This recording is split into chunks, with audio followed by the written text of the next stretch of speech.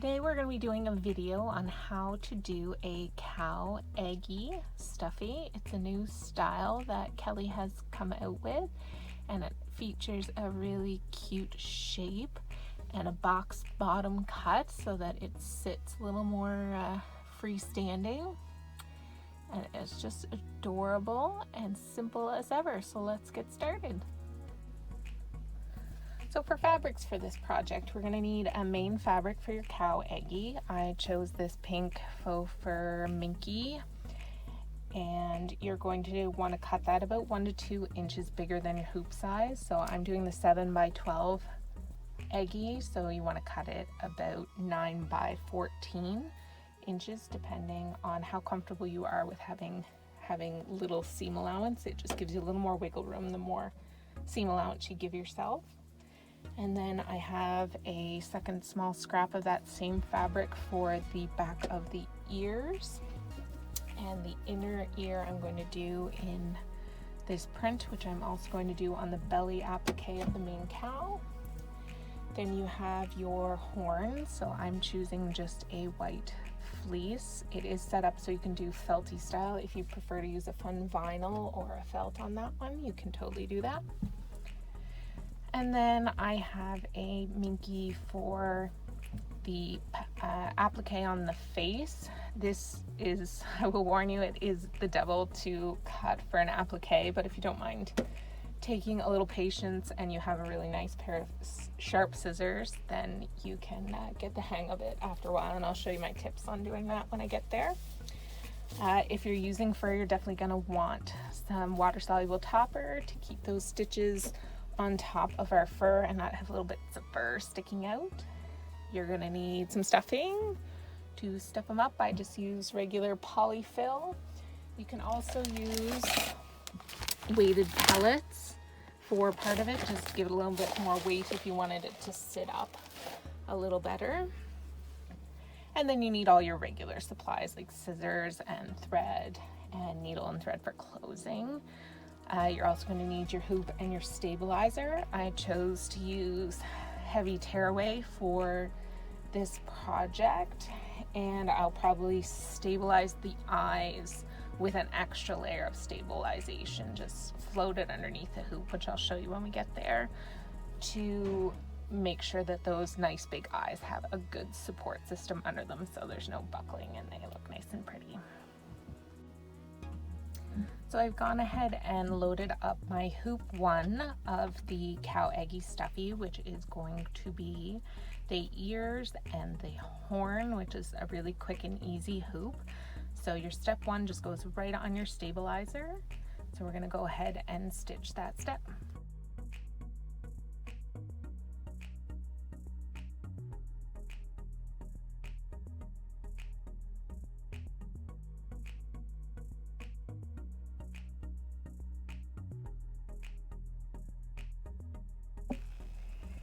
So we stitched that placement step 1 onto our stabilizer, and that just shows us where we're going to lay our fabrics down.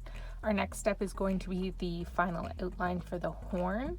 So we're going to put this back on our machine and lay our horn fabric on, right sides together on top of the hoop, and stitch step 2.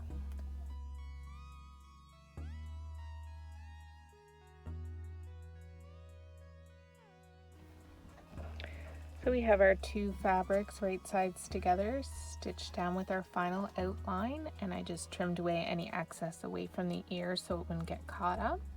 Now we're going to lay our ear fabric and then our accent right sides together again over the ears and run step 3, which will be the final outline for the ears.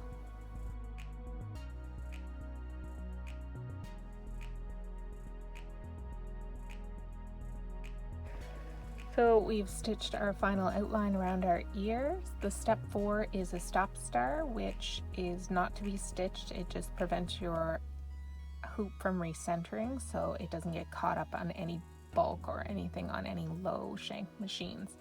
So you can go ahead and unhoop that hoop and rehoop for your second hooping. So I've loaded in hoop 2 of the cow Eggie, which is the main part of the body, and I have laid down my fabric fluffy side up and also put a layer of water-soluble stabilizer over top Some people prefer to lay that down as needed.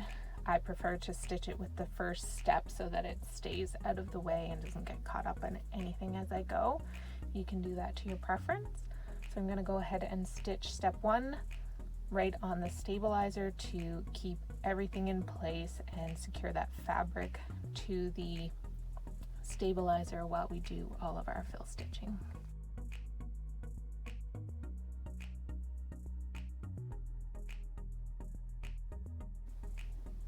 So step 1 has secured our fabric and water-soluble topper onto the stabilizer, and we're going to go ahead and stitch step 2, which is our first placement.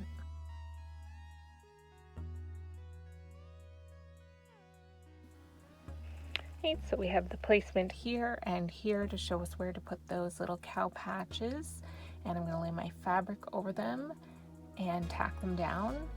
I'm using a furry fabric as my applique, so I'm also going to put another layer of water-soluble topper over top of that to help be able to see where I'm cutting.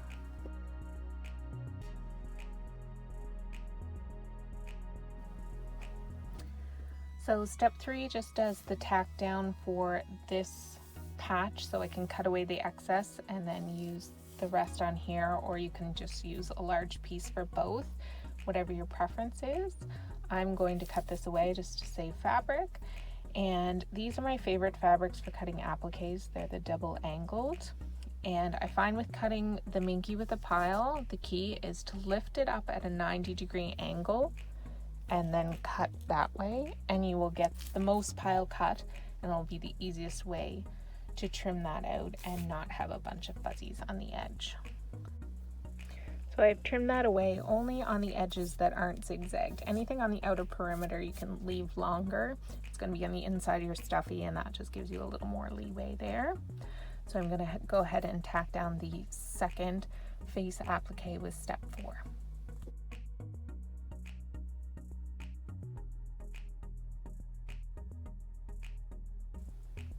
So I've gone ahead and tacked that down and then trimmed as best as I could on the inner perimeter, and then I'm going to go ahead and stitch the next step 5, which is the placement for the muzzle.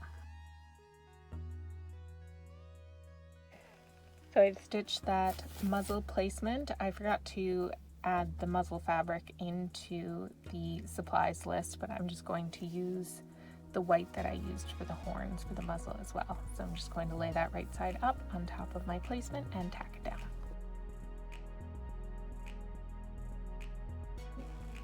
Here is the muzzle tacked down, and I'm just going to trim that again with my double angled scissors as closely as I can to the stitching.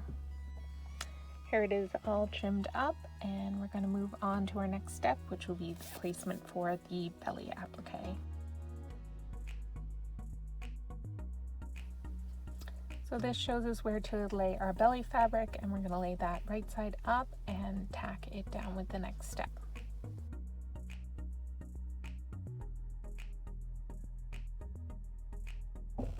Belly fabric is tacked down. We're going to trim our applique here. There's a zigzag stitch, which is indicating that we don't need to trim that close there. So just around here on the inner perimeter of the stuffy.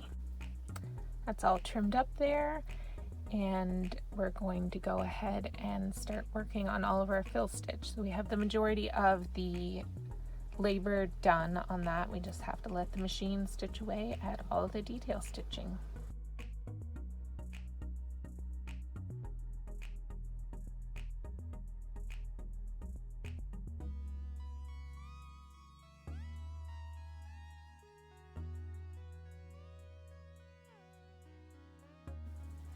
I've completed step 9, which is the satin stitch around the belly, and then I'm going to go on to step 10, which is the satin stitch around the face appliques.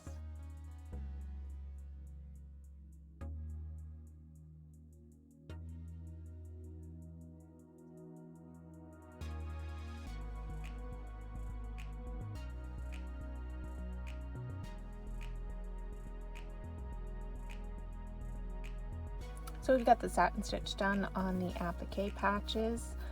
on the face, and the next few steps are going to be the eye steps, and I'm just going to go ahead and stitch all of those out because they're just straight stitching. The first step, step 11, is going to be the white of the eye, then the color of the eye. Step 13 is an optional eyelash. If you don't want eyelashes, you skip that step. Step 14 is the hood of the eye. It usually is combined with the pupil of the eye, which is the next step, but because it's a cow and often people want to do black there, it's done as a separate step. So you can do a black pupil and you can do like a gray hood so you can still see those colors. So I'm going to go ahead and stitch all of those steps through, and I'll show you when I'm done. So also for the eyes, once I've got it on the machine, I'm just going to take a scrap of extra heavy tearaway stabilizer and just slide it under my hoop where the eyes are going to be. This is going to provide a little extra stabilizer because the eyes are really large and they're going to need a bit more stabilization than the rest of the body. And I'm just going to pop some scrap water soluble over top, just so that over the satin stitch there where I had the minky applique, it's going to cover it up. While we are working on the Hoop to Cow, I'm taking my first hooping and I've cut out my ears and my horns. The ears, I've added a small zigzag stitch around the edge just to prevent fraying, because I did use a fraying fabric. You don't have to, you can cut a wider seam allowance, but I just prefer to keep it nice and clean. And then for turning, sometimes you can find it hard. People will use a crochet hook or a dowel. I usually use a dowel, but I've got my crochet hook in there to poke out those little edges, and that can be an easy way to get into those small areas. Once you get the ears turned, I like to add a fold to the top of the ear. Just make sure you're folding them thinking about the orientation. So they'll be the opposite of each other because they're on opposite sides of the head. And you could either hand tack that down, tape it, pin it, or sew it on the sewing machine.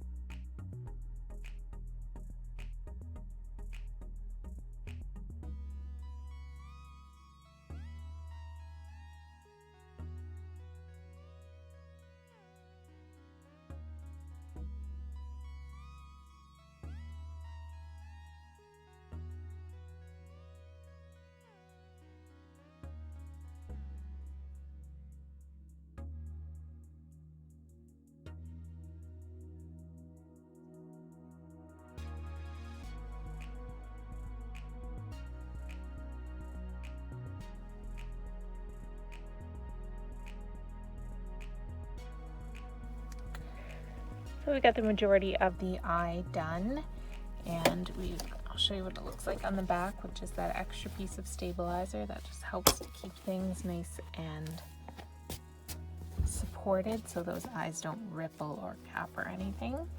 So we're on step 16 now, which is going to be the satin stitch around the muzzle applique. So I'm just going to match the muzzle color there.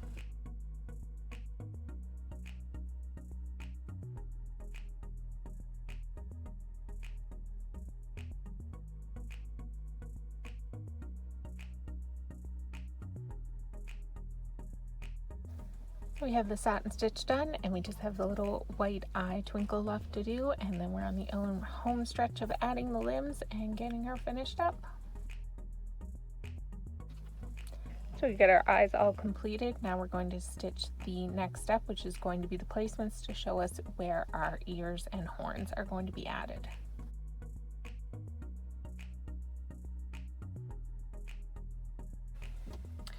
Okay, so we have the placements all stitched out, 1, 2, 3, 4. And if you have a difficult time visualizing how these are going to look, you can place them how they should look along those placements. And then you're just going to flip them inwards like a mirror on those placement lines. So you're just going to take them and turn them over so that the raw edge is on the outside of the stuffy, and they're going to be tacked down like that. Okay, so we want to really watch our machine during this step to make sure that nothing gets caught up, especially if you have a low shank machine. So we want to stay right there, make sure nothing is getting caught up in our needle foot, and stopping our machine if that happens, and just smoothing out to make sure that this step goes smoothly.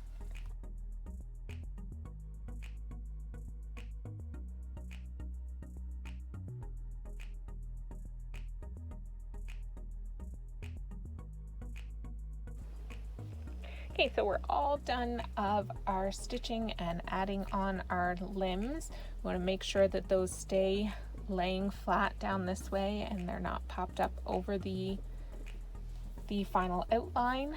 We're on step 23, which is the final outline, and you're just going to lay your back fabric right sides together on top of your project, and it's going to stitch all around that project to close that up.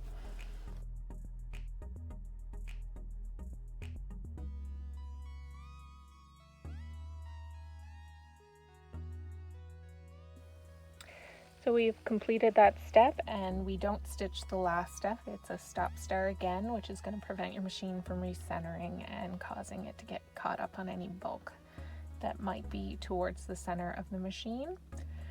There is an opening here as well as the two sides. These are going to be closed by our third hooping to create sort of a box bottom and a more 3D effect. So you can go ahead and unhoop this hooping and hoop a fresh piece of stabilizer for hoop 3. So once you've got it unhooped and you've trimmed off any excess, you're going to look on the stitch side and you'll see the little triangles here, and you're going to want to cut them out, and you're just going to cut directly on top of those stitches there. Okay, so we've got both those triangles cut out, and how you're going to take your stuffy now is you're going to pick it up and you're going to line up this seam with this seam along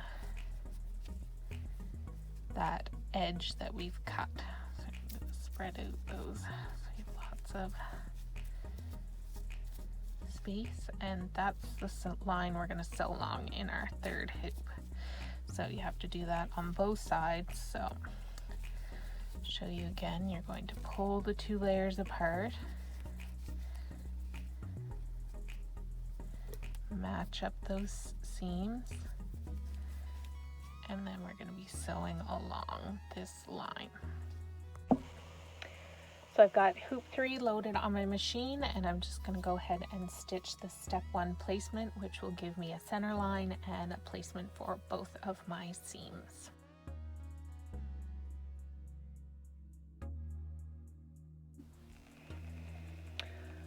So I've got step 1 stitched out. This will be your center line, and these are going to be the two areas that tack down your hole openings that you cut those triangles out of.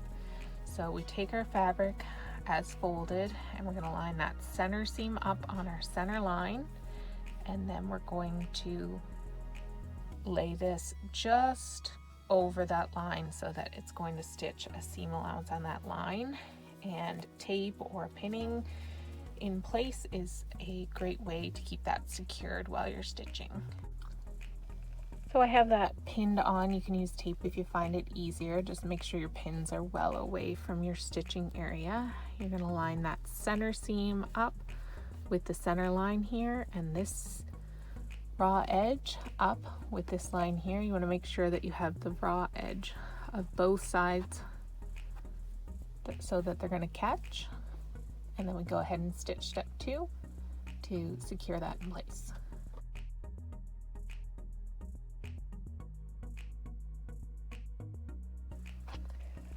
So it's run the seam there and a zigzag to catch any of those raw edges to help give it a little extra security. Now we're going to go ahead and do the same thing to the other side. So we got the other side that we're going to do the same thing and just pull it up to the top and pin that in place to do your second side. So I've got that second end just pulled up so that my Stuffie's sort of sitting on my stabilizer. And I've got that center seam lined up with the center and these raw edges lined up along that seam, and you're going to stitch the next step to secure that in place.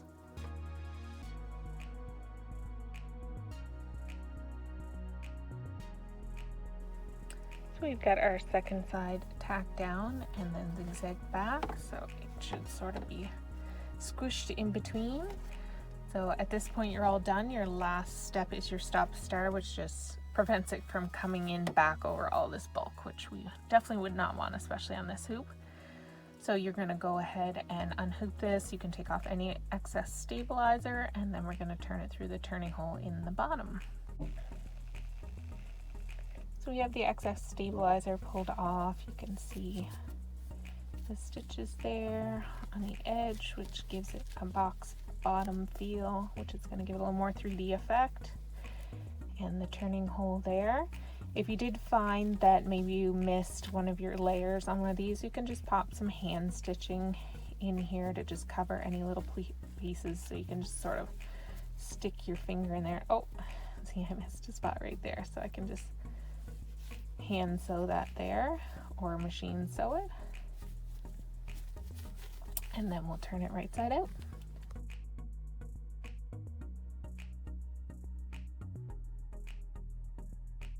So we got it stuffed to our desired firmness, and I'm just going to ladder stitch him closed. I just put a knot in and come in from the inside, and when you ladder stitch you just go in and out on one side and then go straight across to the other side, in and out, straight across to the other side, in and out, and then when you pull tight, those stitches just disappear. And I usually go one way and then go back the other, putting my stitches in between the stitches that I made on the first one to give it extra security. So I'll just finish closing that up. And here we have our cow all finished up. I really hope that you enjoyed this video and found it helpful. We would love to see any of your stitches shared in our Facebook fan group, so you can search us there, and we look forward to seeing all of your stitches. Happy stitching!